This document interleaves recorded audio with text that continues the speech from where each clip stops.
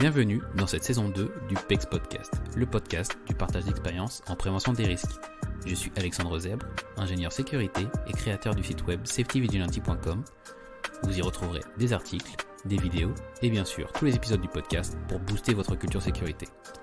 Chaque mardi, retrouvez un épisode de ce podcast créé pour tous les acteurs de la prévention qui veulent progresser dans la maîtrise des risques professionnels en s'inspirant des conseils d'experts et de l'expérience passionnante de mes invités. Ma nouvelle invitée est Magali Manzano, qui est psychologue du travail. Dans cet épisode, j'en apprends énormément sur ce métier et en quoi elle accompagne les salariés et les employeurs dans leur démarche de prévention des risques psychosociaux et de l'épuisement professionnel, de développement de la qualité de vie au travail, mais aussi malheureusement suite à un événement traumatique sur le lieu du travail. Sur ce, je vous laisse profiter de mon échange avec Magali Manzano. Bonjour Magali, bienvenue dans le podcast. Merci d'être venue partager votre expérience avec nous. Bonjour Alexandre, merci de m'accueillir. C'est avec un grand plaisir et en plus on va pouvoir aborder un sujet que moi je connais peu et du coup je pense que ça va être intéressant pour tous les auditeurs. Est-ce que vous pourriez vous présenter pour les personnes qui vous connaissent peut-être pas? Oui, bien sûr. Donc, en quelques mots, je suis donc psychologue du travail et j'exerce depuis 12 ans dans un service de santé au travail interentreprise, donc ce qu'on a longtemps appelé la médecine du travail. Et dans ce cadre-là, j'exerce des missions très vastes. On va rentrer dans le détail ensemble, donc je ne déflore pas pour l'instant. Peut-être juste un mot sur ma formation. Donc, je suis titulaire d'un Master 2 en psychologie sociale du travail et des organisations. Voilà. D'accord. Et donc là, alors vous intervenez dans quelle région? Je suis basée au Mans Ok. et j'interviens pour le département de la Sarthe, alors sur l'ensemble de nos entreprises adhérentes. Donc, ça représente 11 800 entreprises, tout secteur d'activité, toute taille d'entreprise, sauf le secteur agricole qui est lui suivi par la mutuelle sociale agricole, la MSA. D'accord. Alors, je pense qu'on va attaquer directement dans le cœur du sujet. Alors, aujourd'hui, qu'est-ce que fait un service de santé au travail interentreprise? Un service de santé au travail a une mission qui est inscrite dans la loi et dans le Code du travail. Plus précisément, c'est l'article L4622-2 du Code du travail, qu'on peut résumer sous la phrase « Éviter toute altération de la santé du fait du travail ». Donc ça, c'est vraiment le cœur de la mission des services de santé au travail.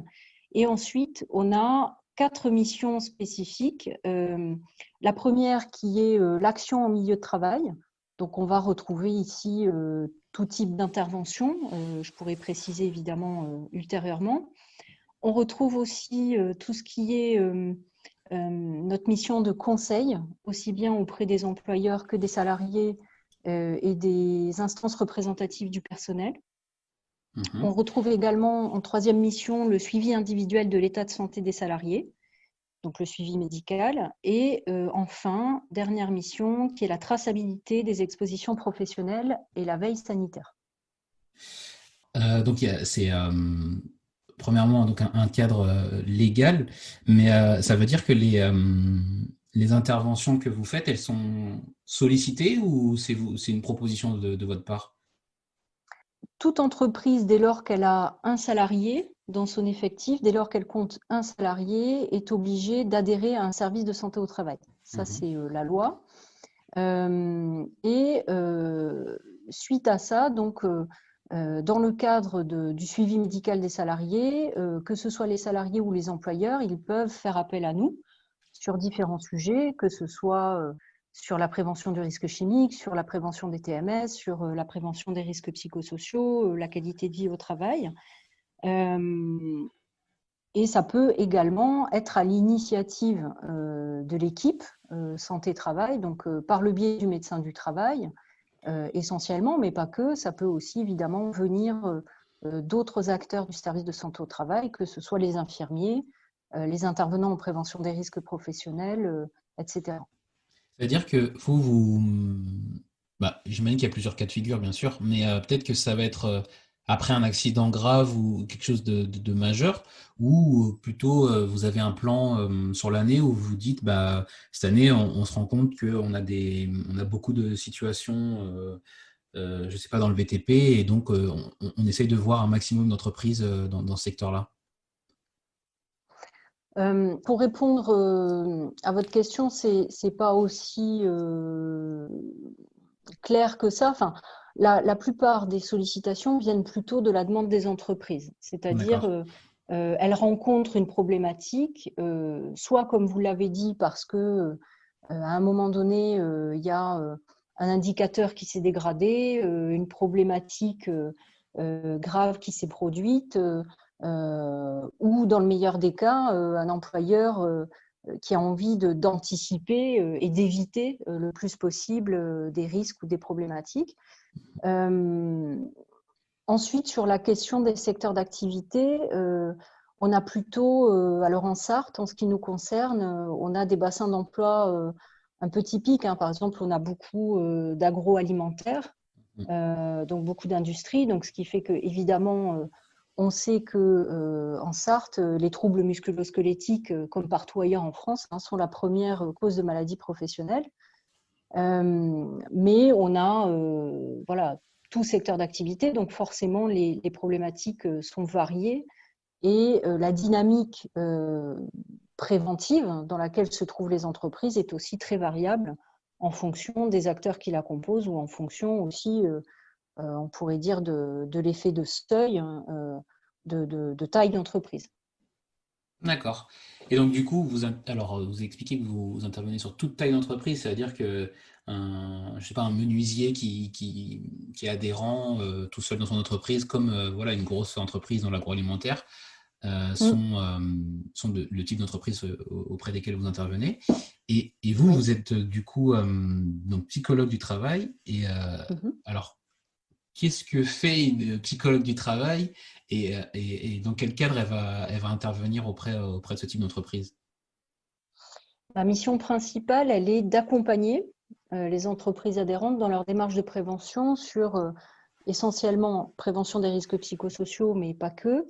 J'interviens aussi en appui des démarches de qualité de vie au travail, en prévention de l'épuisement professionnel ou encore dans le cadre de l'accompagnement au changement. Ensuite, sur une autre partie, alors qui est plus réduite, mais qui quand même se présente de temps en temps. J'accompagne les entreprises sur le montage de dispositifs d'urgence quand il y a eu un événement traumatique qui s'est produit en situation de travail, tentative de suicide, suicide abouti, accident grave mortel. Et dans un second temps, je peux intervenir en débriefing auprès des salariés témoins visuels de cet événement grave. Voilà. Donc la majorité de mon temps est en milieu de travail. Je suis tout le temps en entreprise en train d'accompagner des collectifs de travail, d'organiser des groupes de travail, d'animer des comités de pilotage dans l'objectif de soutenir la réflexion et l'action des acteurs de l'organisation pour qu'ils aillent jusqu'à un plan d'action en prévention des risques psychosociaux avec la possibilité pour moi, et ça c'est l'exercice en service de santé au travail qui le permet, d'être dans un suivi à plusieurs années, justement, sur la mise en œuvre du plan d'action et de ses effets. Et alors là, justement, vous avez expliqué votre rôle de conseil, mais Mhm. je pense que c'est quand même un domaine d'expert, je pense, la partie prévention des risques psychosociaux. Comment finalement vous arrivez à mettre en musique le fait d'être le conseil, mais sans déposséder l'entreprise, ou en tout cas le pilote des actions côté de l'entreprise, pour que la démarche, voilà, elle ait un maximum de succès et que ce soit eux voilà, qui se prennent en main sur la question et qui pilotent même leur plan d'action. Mm. Tout l'enjeu est celui-là, c'est-à-dire, effectivement, moi, je suis là en appui, c'est-à-dire, je leur apporte de la méthodo, je leur apporte aussi un cadre de travail que je vais définir. Ça, c'est vraiment ma partie, c'est-à-dire mon expertise, elle est de définir le cadre de travail. Et ensuite, dans ce cadre-là, ça leur permet, avec mon aide, de réfléchir, par exemple, de choisir quels sont les outils ou quelle approche ils ont plutôt envie de développer dans le cadre de la démarche. Aussi de définir, eh bien, est-ce qu'on va combiner, par exemple, des approches. Je vous donne un exemple. Est-ce qu'il sera question, pour évaluer des facteurs de risque psychosociaux, de passer par un questionnaire et puis ensuite par des groupes de travail, ou est-ce qu'on fait uniquement des rencontres métiers, par exemple, pour avoir une expression collective sur les contraintes et sur les ressources de l'activité. Voilà, donc en tout cas, je dirais que l'expertise, elle est vraiment du côté du cadre de l'intervention, donc c'est-à-dire en ayant fait tout un travail préalable d'analyse de la demande autour de que demande cette structure-là, et plus précisément, que demande le commanditaire, alors qui n'est pas forcément le demandeur, donc parfois il y a ça aussi à élucider, hein, c'est-à-dire qui demande quoi, pour qui. Et ça peut être qui Et comme typologie de commanditaire? ben, on peut avoir typiquement un commanditaire, un DRH, qui lui souhaite qu'il y ait une démarche qui se mette en place, ou un Mhm. DG, admettons. Et en fait, dès lors qu'on commence à essayer de socialiser cette demande pour cerner si les conditions sont propices à une intervention, on peut rapidement s'apercevoir que eh bien, soit les représentants du personnel, soit les salariés, soit le CODIR ne sont pas disposés ou ne sont pas prêts à se lancer dans une telle démarche, parce que ils peuvent sentir que il va être question de parler du travail, il va être question de parler des conditions de travail, d'avoir une expression sur ce que ce travail-là nous fait, au sens émotionnel, psychique et presque corporel, on pourrait dire aussi du terme, et qu'il peut y avoir pour certains un risque ressenti, ou en tout cas une crainte à s'exposer. C'est en ça que le cadre de l'intervention que je pose est très rigoureux, c'est-à-dire il répond aussi à des exigences déontologiques, hein, qui sont le code de déontologie des psychologues. Il répond aussi à des exigences de protection de la parole des personnes. Donc c'est très important. Par exemple, si on pose que l'anonymat est une règle dans le cadre de la démarche, eh bien oui, l'anonymat doit être respecté de A à Z. Voilà, donc on est sur ce genre de commanditaire, et rapidement, donc cette analyse de la demande ouvre tout un panel de questions autour de, finalement, qui demande quoi, et est-ce que les conditions sont réunies ou pas pour intervenir. D'accord. Alors, du coup, ça introduit bien ma question sur la partie plus pratique. C'est-à-dire que là, vous avez bien cerné la demande. Après, en termes, je dirais, d'activité, du coup, euh, Mhm. donc, comment ça va s'orchestrer pour vous pour voilà, répondre au plus juste à cette demande pour, vous avez parlé d'expression collective si nécessaire. Comment, voilà, enfin, comment vous pouvez décrire votre activité? Ben, en fait, là, il sera question déjà de formaliser une proposition d'intervention, parce que c'est important d'écrire noir sur blanc ce que l'on s'engage à faire, puisque c'est, alors certes, un contrat moral, mais en tout cas qui engage les deux parties sur le fait que cette demande-là, elle a émergé à un moment donné, et voilà comment il est question de la mettre au travail. Donc cette proposition écrite, elle va permettre de formaliser, par exemple, la méthode sur laquelle on s'est accordé, le calendrier des rencontres avec les différents groupes, les conditions déontologiques d'intervention, et puis aussi toute la partie communication sur la démarche, pendant la démarche, avant, pendant et après.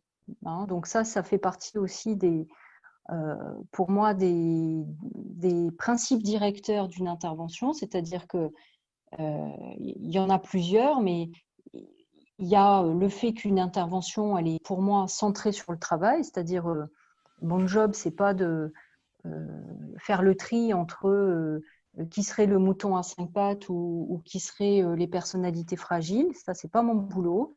Moi, mon boulot, c'est comment on fait pour que les uns et les autres parlent de leur travail et en parlant du travail, arrivent à faire émerger ce qui pose problème et arrivent collectivement à trouver des pistes de solutions qui pourront être mises en œuvre. Donc, ça, c'est une approche centrée sur le travail et qui, en plus, est systémique. C'est-à-dire, je pars du principe que l'organisation que j'ai en face de moi, elle est un système et donc elle fonctionne en partie et en tout. Autrement dit, dès lors que l'intervention est ciblée sur une partie, eh bien, il est important de considérer que cette partie va aussi avoir des répercussions sur l'ensemble de l'organisation et donc de partir du principe que quand on intervient, cette intervention-là, elle concerne tout le monde, de plus ou moins près évidemment, mais elle va avoir une incidence sur le fonctionnement de l'organisation et peut-être remettre en cause aussi certains fonctionnements de l'organisation et de l'organisation du travail.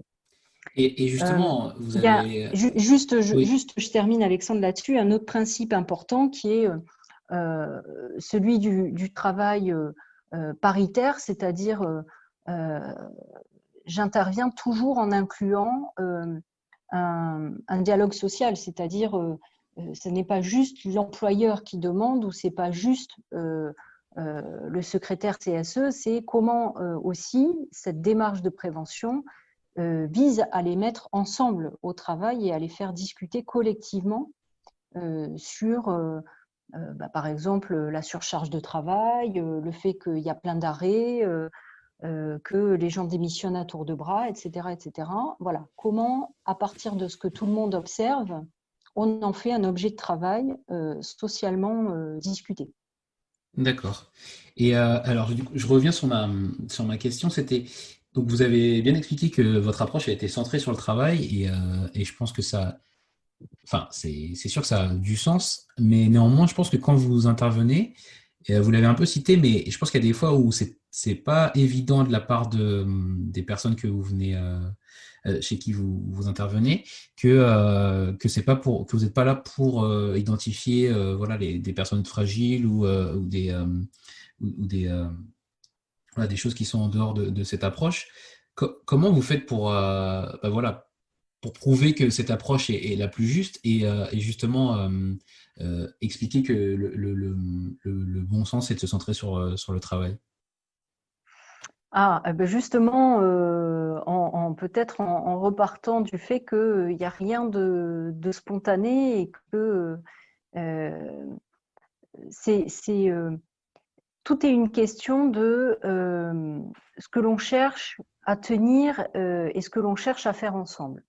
Moi, je suis très claire en général quand j'interviens sur le fait que ma posture est celle d'être centrée sur le travail, c'est-à-dire de partir du principe que, par exemple, quand il y a des conflits qui émergent en situation de travail, nous avons tous une personnalité, donc oui, effectivement, la personnalité peut entrer de jeu en ligne de compte, mais ce conflit-là, il émerge dans un contexte spécifique qui est régi par des règles, par un cadre, et donc c'est important évidemment de prendre la mesure du poids du travail dans cette situation-là. Donc c'est aussi une approche et un regard que je leur propose. Il y a des des entreprises qui eh bien, ne font pas appel à moi parce que ça n'est pas ça qu'elles veulent. Voilà. Donc, c'est pas grave, j'ai envie de dire. Pour celles qui finalement souhaitent et décident de travailler avec moi, elles comprennent bien que on est sur quelque chose qui va au-delà de juste une personne toute seule.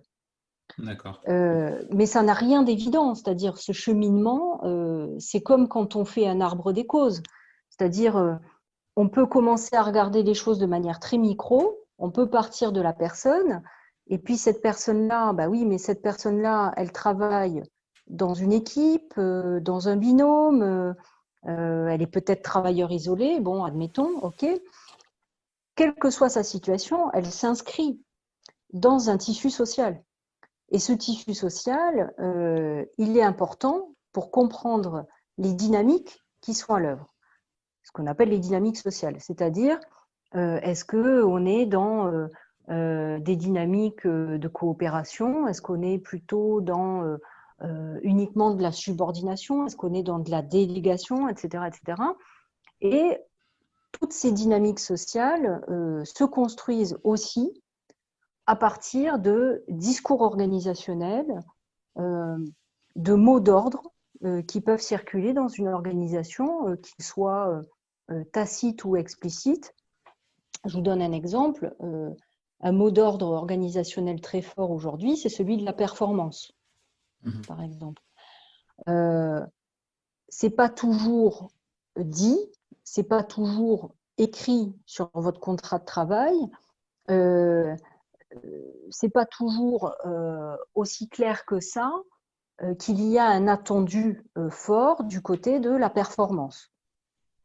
En revanche, il peut y avoir des outils de l'organisation, des manières d'organiser le travail qui poussent les individus, collectivement et individuellement, à rentrer dans une quête de cette performance, du coup. Une quête de performance, exactement, mais voire parfois une spirale de performance. Je vais vous donner un exemple concret.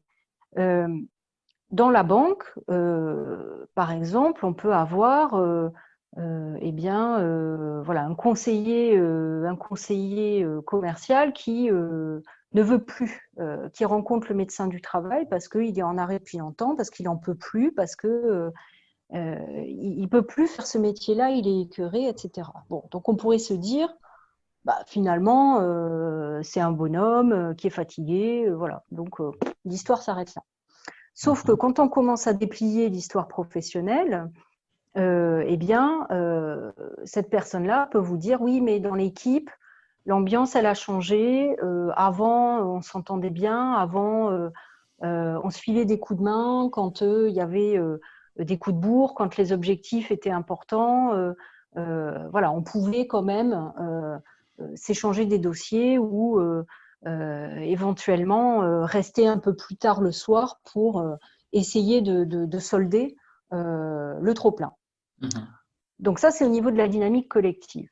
Et puis, est arrivée là-dessus une nouvelle direction d'agence ou un nouveau responsable de pôle ou un nouveau responsable de groupe qui lui dit les horaires supplémentaires, c'est terminé, on arrête de faire des réunions où tout le monde est là et c'est important d'afficher la performance individuelle de chacun, à savoir combien chacun a ramené de clients ou combien de garanties d'assurance vie ont été vendues cette semaine. Ça paraît tout à fait anodin, mais dès lors que dans une agence, vous affichez ce que chacun fait individuellement, forcément, ça rend visible tout l'aspect de ce qu'on appelle le travail réel, c'est-à-dire ce que chacun fait pour arriver à faire ce qui est demandé. Et donc, on voit qu'effectivement, peut-être certains ont mieux vendu que d'autres. Mais dans un collectif de travail qui se serre les coudes, ça se régule. C'est-à-dire, finalement, c'est pas si grave que ça. Et dès lors que la valeur professionnelle instituée devient celle de la performance, ça veut dire que une règle commence à prévoir dans le collectif qui est celle de la concurrence. C'est-à-dire que Et vous oui, allez chercher à faire mieux que l'autre parce que forcément.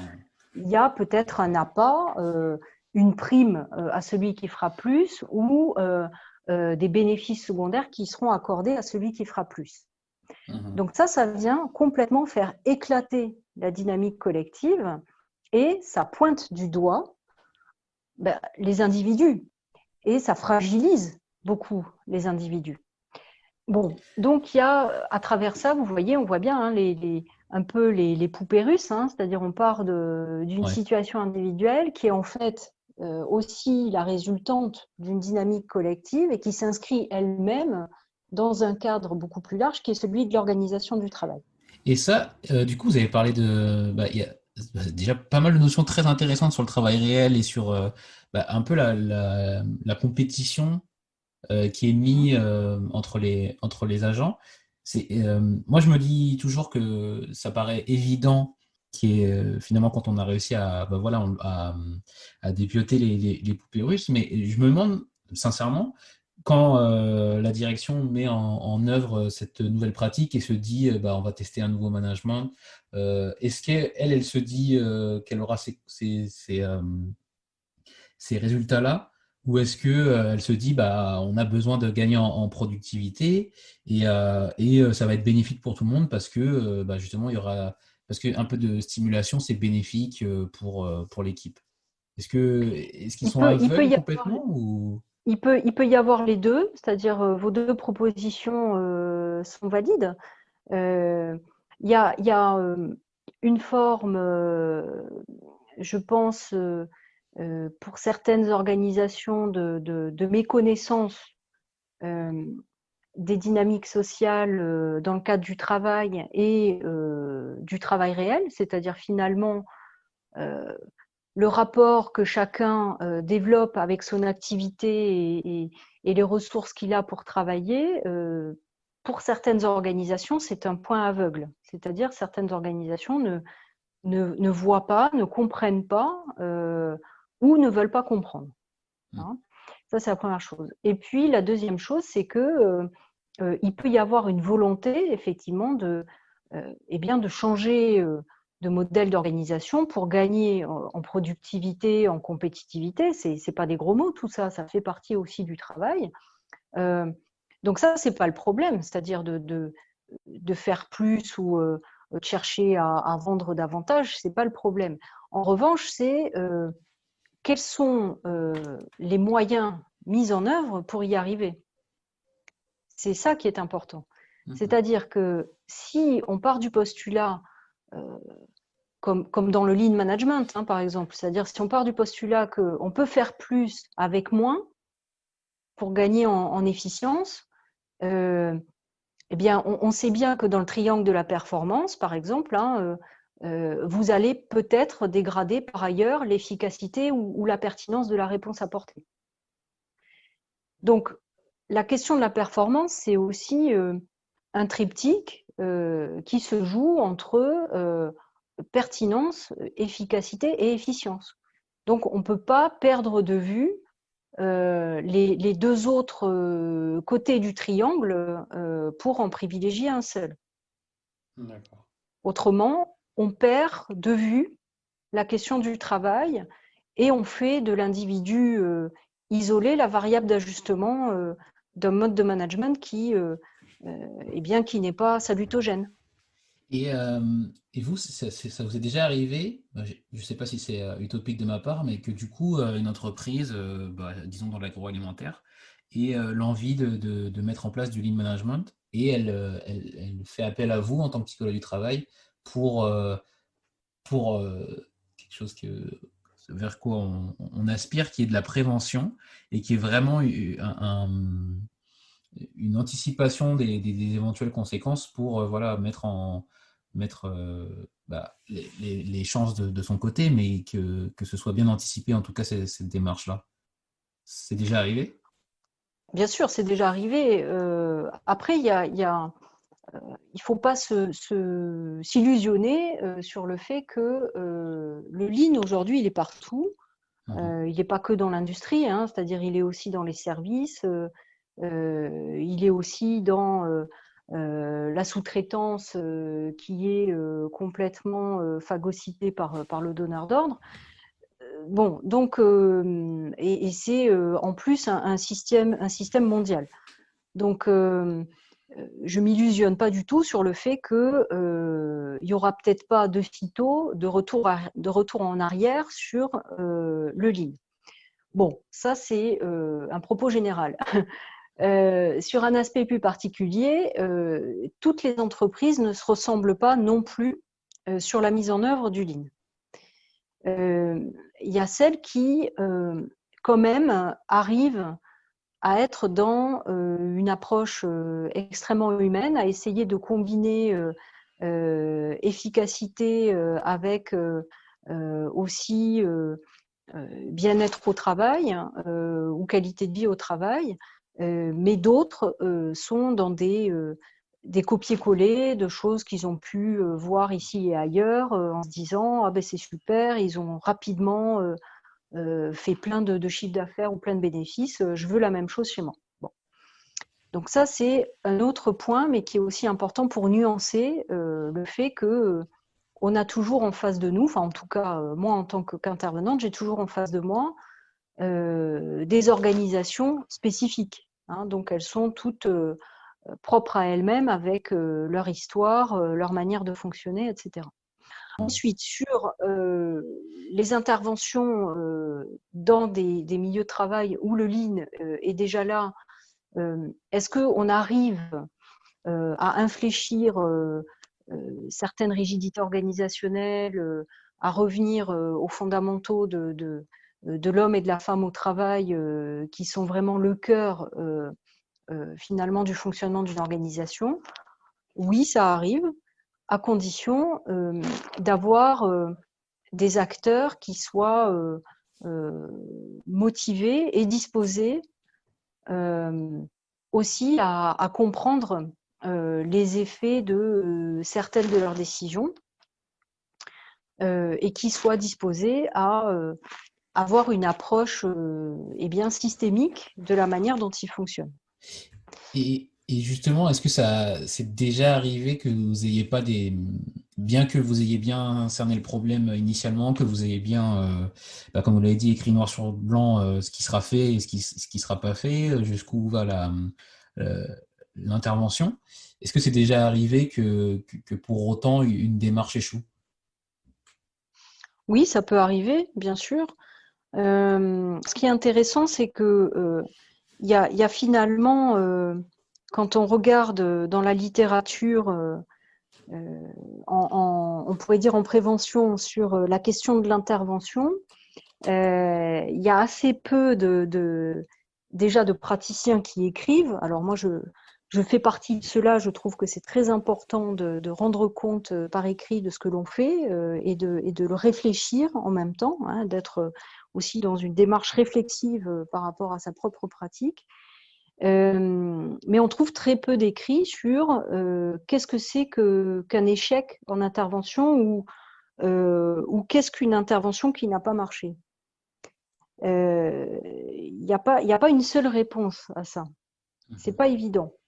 Ce que moi je peux considérer après 12 ans en service de santé comme une intervention qui a échoué, eh bien par exemple c'est un processus de travail enclenché qui s'arrête brutalement de mon fait ou de leur fait, c'est-à-dire finalement une entreprise qui vous dit oh bah oui bon finalement les premiers échanges qu'on a eus en comité de pilotage, on voit bien que ça va nous demander trop de temps, donc on préfère en rester là.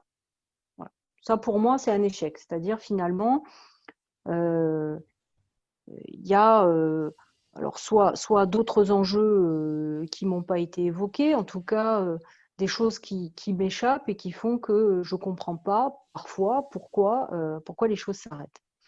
Après, quand ça vient de mon fait, j'ai eu, alors c'est pas récemment, il y a déjà quelques années, mais une intervention comme ça dans un centre médico-social, une demande d'intervention sur voilà, on a fait passer un questionnaire chez nous, on aurait besoin d'être aidé pour comprendre ce qui en ressort et mettre en place des actions derrière.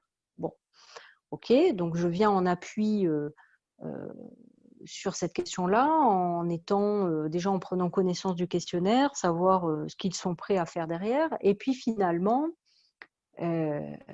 j'étais pas toute seule, le médecin et moi, médecin du travail et moi, on découvre qu'ils avaient l'intention de se servir des résultats pour faire licencier quelqu'un.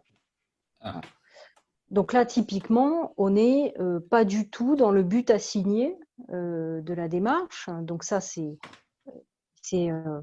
un des éléments du code de déontologie des psychologues, hein, c'est-à-dire le respect du but assigné. C'est très important pour une démarche. Donc clairement, moi, dès que j'apprends ça, eh bien, je mets un terme à l'accompagnement. Bien sûr. Donc c'est un échec parce que finalement, on n'est pas allé au bout et on peut aussi avoir le sentiment de s'être fait berner. Et en même temps, on a évité sans doute une catastrophe. Voilà. Bon, après, des échecs, oui, il y a aussi le fait que parfois, on a mis beaucoup d'énergie dans un accompagnement, que ce soit en termes de temps, en termes d'échange. On a beaucoup échangé avec les acteurs de l'organisation. On était persuadés que là, ça y est, il y avait une bonne dynamique de travail qui s'était enclenchée, qu'ils étaient mûrs, qu'ils étaient autonomes. Et puis finalement, voilà, il y a la formalisation du plan d'action. Ils ont les clés en main pour mettre en œuvre. Et une fois que l'accompagnement s'arrête, eh bien, il ne se passe plus rien. C'est-à-dire, il n'y a pas de mise en œuvre des actions. Ça, je précise que ça fait partie de la responsabilité de l'employeur. Hein, donc ça, moi, c'est plus ma partie. C'est-à-dire, la mise en œuvre, ça ne m'appartient pas. Et là, c'est un échec parce que, en tout cas, ça donne un sentiment d'échec sur le fait de se dire, mince, on y a passé plein de temps. Le plan d'action, il est adapté. Ça vient répondre à toutes les problématiques repérées et on sait que c'est ça qui va permettre à cette organisation, au collectif de travail et aux personnes d'aller mieux. Et au final, eh ben, rien ne se passe. Et ça, c'est terrible.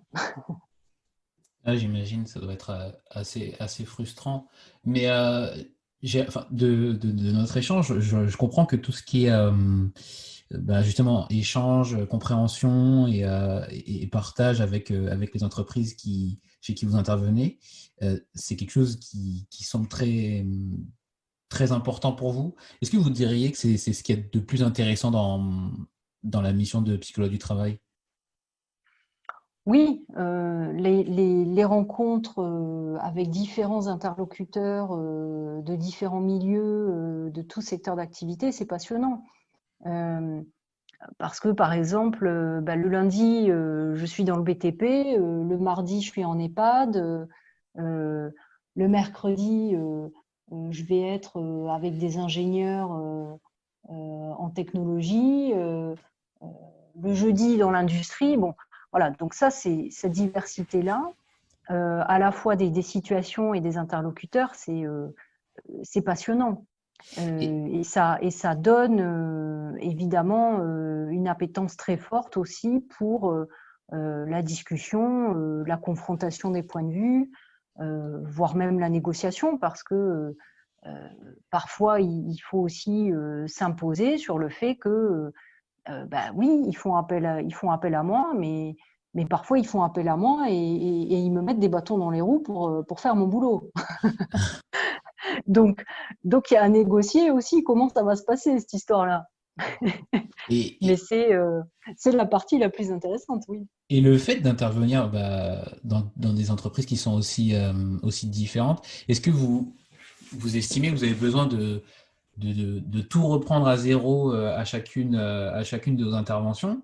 Enfin, je veux dire, il y a forcément des aspects sur lesquels c'est nécessaire, mais pour autant, est-ce que vous conservez quand même bah, le- votre, votre Ma bonne méthodologie, humeur, je oui. dirais, ou votre bonne humeur, votre méthodologie, en tout cas une façon de faire qui est toujours la même, ou est-ce que vous innovez à chaque fois et vous vous dites, bah, j'interviens dans une autre entreprise, je repars de zéro complètement. Il y a un peu des deux en prévention, c'est-à-dire que euh, on peut pas toujours réinventer le fil à couper le beurre. Euh, la, la, euh, la loi cadre européenne de 89 sur l'évaluation des risques, elle est là, et donc ça, c'est quand même un cadre partagé en prévention des risques. Et là-dessus, je veux dire, depuis 89, eh ben on a quand même beaucoup de chercheurs et beaucoup d'institutions qui ont travaillé sur des méthodes d'intervention. Donc, il y a évidemment des choses qu'on peut utiliser, qu'on peut mobiliser parce qu'elles ont déjà été créées. Ensuite, ce qui est compliqué, c'est euh, on ne peut pas être dans une réponse standardisée, tout simplement parce que euh, l'intervention, ça nécessite de comprendre, alors ce que je disais au préalable sur l'analyse de la demande et les enjeux, les acteurs, etc. Et donc, ça nécessite aussi de faire un travail euh, spécifique, presque artisanal, on pourrait dire, pour élaborer le cadre et les modalités d'intervention qui seront les plus adaptées à la situation qu'on a en face de nous. Les situations de travail sont aussi, elles, extrêmement différentes. Donc, même si la méthode générique, ça va être l'analyse de la situation de travail ou l'analyse du travail, eh bien, la manière dont on va s'y prendre à chaque fois va changer en fonction du contexte, en fonction des possibilités que l'on a. Donc, c'est la posture qui va s'adapter, les outils peuvent parfois rester les mêmes, mais malgré tout, on aura peut-être plus galéré dans une situation ou dans une autre pour arriver à les faire accepter, ou peut-être que finalement, on va décider de faire complètement autrement parce que on voit bien qu'il n'y a rien qui marche. Et c'est souvent là d'ailleurs que, eh bien, on innove, mais finalement, cette question de l'innovation, elle est en toile de fond quasiment tout le temps, dans la mesure où on a aussi en trame de fond, je dirais, dans notre cerveau durant l'intervention, ce que Yves Clos appelle le registre, finalement, le clavier presque de toutes les situations rencontrées. Ben alors, Donc, on a ce répertoire-là en tête qui nous fait dire, bah, tiens, je sais que dans l'industrie, la dernière fois que je suis intervenue, j'ai fait comme ça. Alors, ça, c'est ce que l'on sait en arrivant. Après, ce répertoire-là, il va se confronter à la situation que l'on a en réel en face de soi et qui peut très bien nous faire dire, bah là, ça ne marchera pas. Donc, je suis obligée de trouver une autre manière de faire, alors qui peut être soit une méthode que je connais déjà, soit de faire carrément autrement. ok. Mais je pense Ça que répond à votre question? bah, ça m'en pose pas mal d'autres aussi, mais je sais pas si tout rentrerait dans un seul épisode. Mais je pense quand même que je vois un peu plus clair sur bah, votre mission et comment ça s'articule auprès des entreprises. Mais on va continuer sur un aspect plus recommandation. Et vous avez cité, je Mhm. crois, Yves Clos. Est-ce que vous avez des ouvrages que vous pourriez recommander ou peut-être aussi, je sais que sur la partie risques psychosociaux, ça existe beaucoup, peut-être des blogs que vous consultez ou des ressources que vous pourriez recommander? Alors, il y a évidemment beaucoup de ressources parce que sur les risques psychosociaux, il y a quand même depuis 40 ans beaucoup de gens qui ont travaillé là-dessus. Il y a plusieurs, on va dire plusieurs approches, hein, c'est-à-dire déjà sur le cadre générique de compréhension de ce que sont les risques psychosociaux et les facteurs de risque.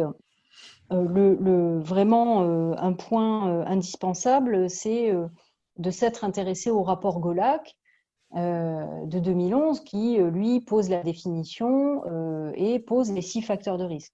C'est vraiment à partir de 2011 que, scientifiquement, cette question des risques psychosociaux, elle s'est structurée, hein. Donc ça, c'est un point important, un point de départ. Ensuite, on a plusieurs articles, hein. Alors, pour une fois, je vais me faire un peu de pub. Donc moi, j'en ai écrit pas mal. On peut les retrouver sur ma fiche LinkedIn. Donc des articles, notamment le premier que j'ai écrit dans le cadre de la nouvelle revue de psychosociologie, qui reprend eh bien, la manière de s'intéresser à cette question-là quand on est psychologue en service de santé au travail.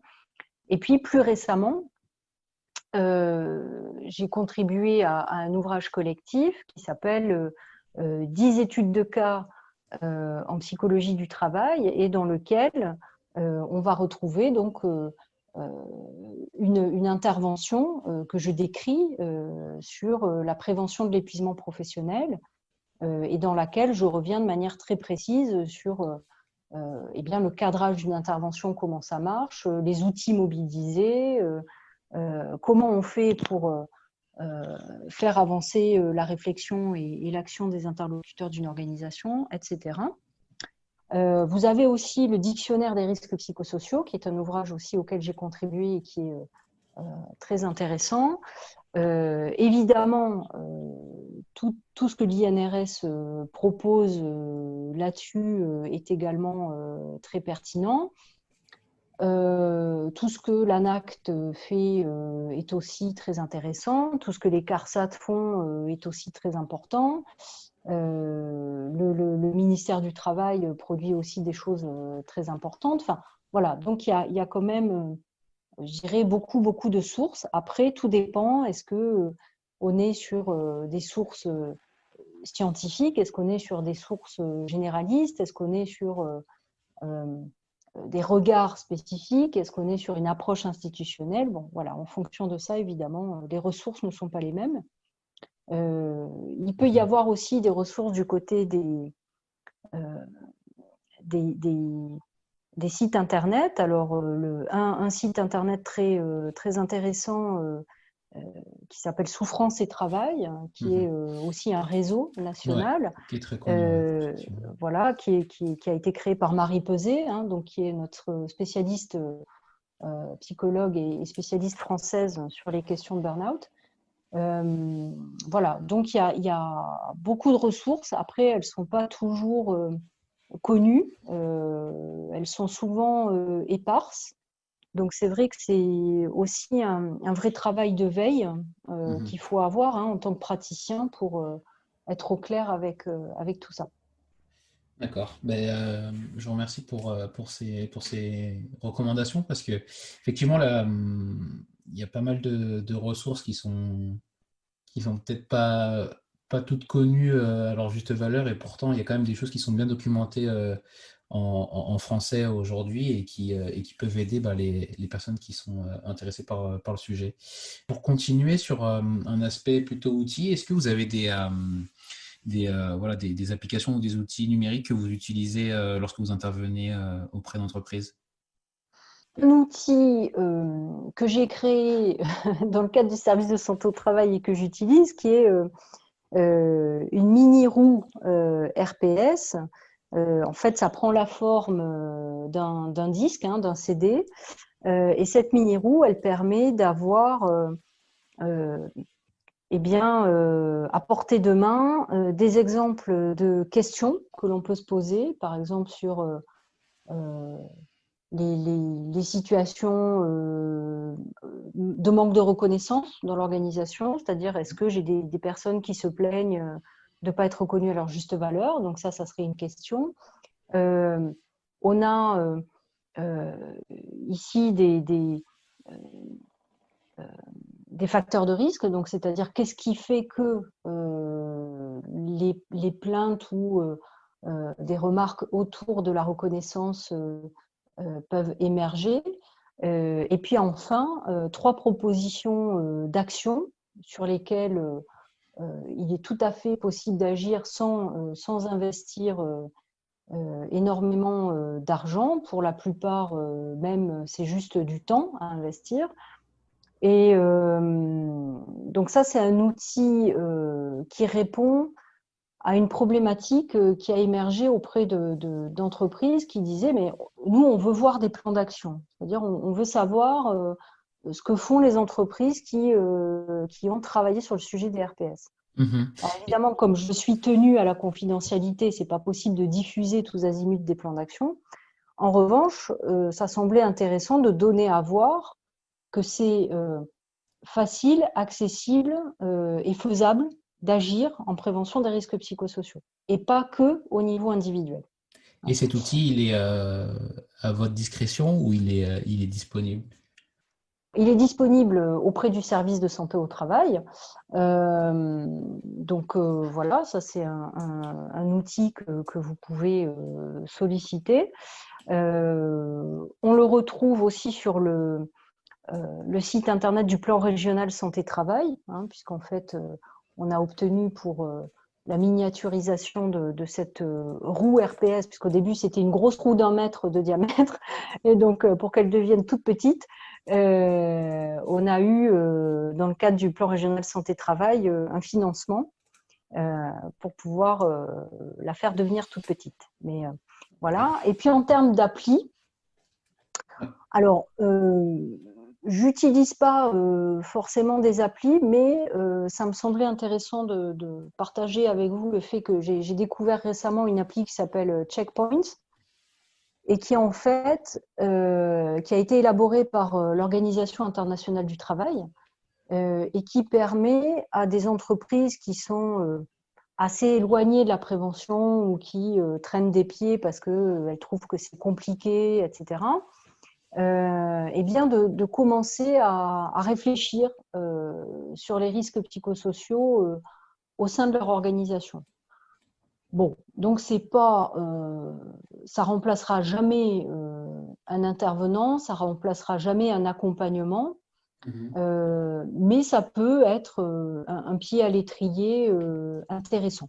Voilà. D'accord. Je connais pas du tout Checkpoint. Je mettrai bien sûr tous les liens dans la Mhm. description, mais je trouve que c'est intéressant qu'il y ait des outils comme ça qui soient déjà développés et ensuite diffusés largement parce que ça peut, comme vous le disiez, peut-être un premier pas dans le questionnement sur les RPS pour après Oui. peut-être progresser par la suite.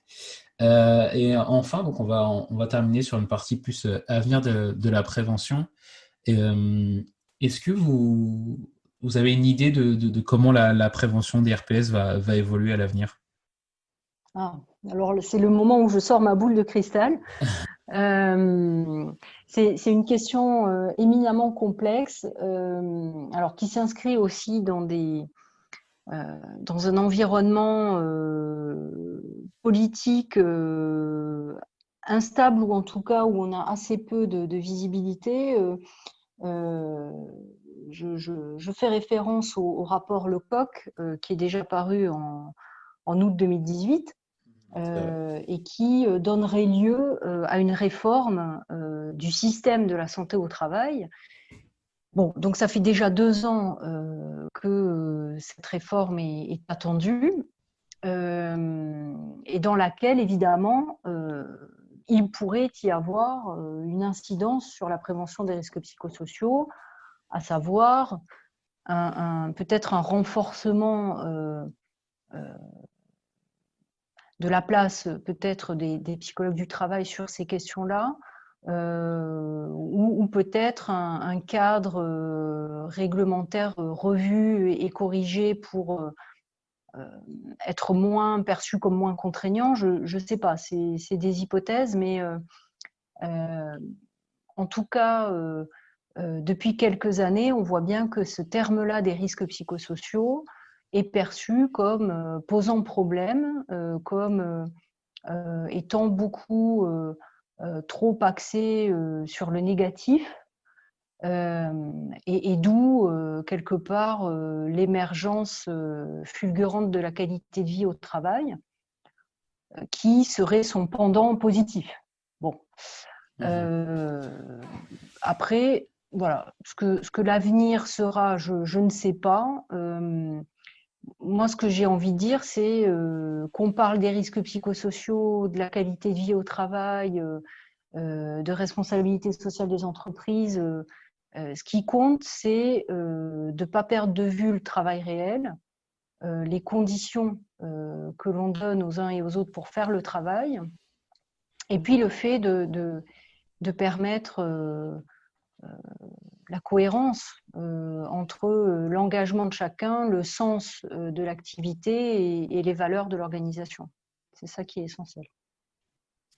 Très bien. Et enfin, pour terminer, quel conseil elle aurait besoin d'entendre la jeune Magali qui débutait dans le métier de psychologue du travail? Quel conseil? Eh bien, de surtout pas s'isoler.